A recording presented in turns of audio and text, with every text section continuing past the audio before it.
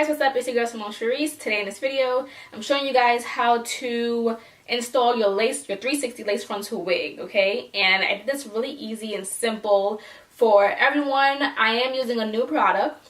So I'm not using Gotta Be Glued, which is a gel, to install my wig. I'm actually using an actual glue. So I'm using Ghost Bond glue, and I think the product is amazing. I bought it for about $24. I honestly have no complaints. It has my wig looking nice and seamless, so that's thumbs up for me.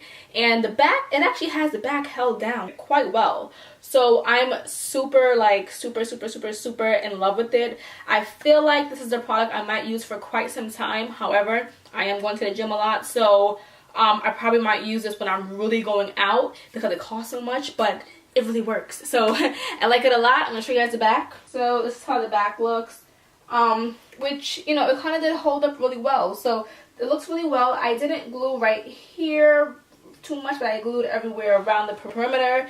But enough talking, you guys will see the rest in the video. So yeah. It's kind of like that video, like when you love your nails but you love your edges, so you're like, yes. What? Wait, what time? Whisper in my ear. Tell me what you said. Can you tell me again? I can't hear you. Oh my god, my phone's ringing. Hello? Bye. What's up? Oh, these edges? Yeah, it's mine. But yeah, so enjoy the video, guys. Alright guys, so today's hair was provided by Msbuy. I was given a wig that was black, obviously, with some waves in it. I'll have all the correct specs down below for you guys, like the density and whatnot. So this wig is a 360 wig. I went ahead and I bleached the knots, and I just added a little bit of jet black dye to the hair.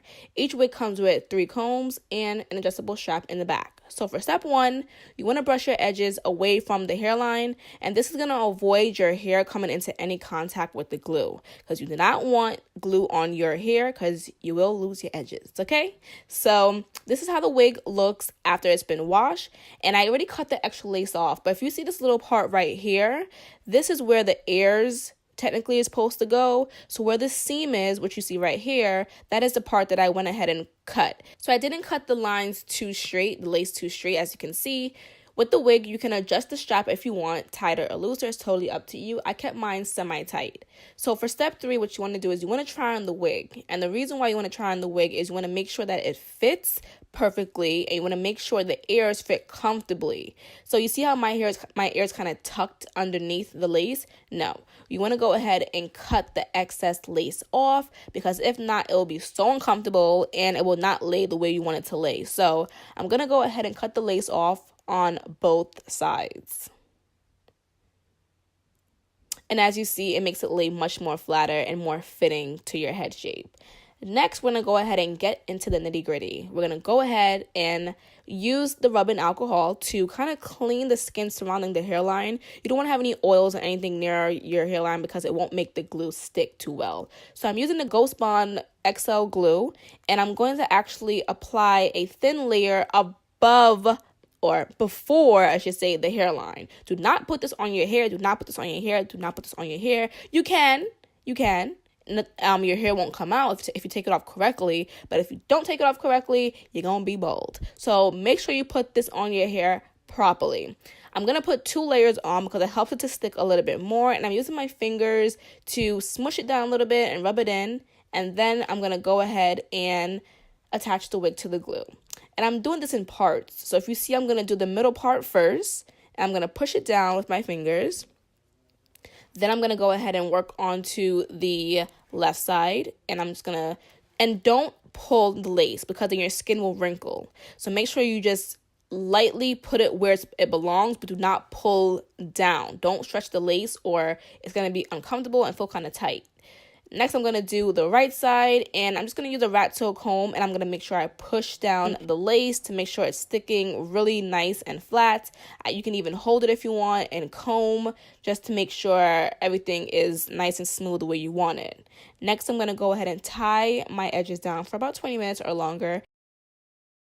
And then I'm going to untie it, and this is how the end result should look for the front. We didn't get to the back yet. We're getting to the back in a few. But if you see it sticking really well, some parts that may not be stuck a little bit as well as you wanted to, you can go back in and dab a little bit more glue. It's totally up to you. But if you're going to do baby hair, you can totally skip that part. Or just press down any loose areas that you see. But this thing is sticking so well. Like, it's sticking better than anything I've ever tried before.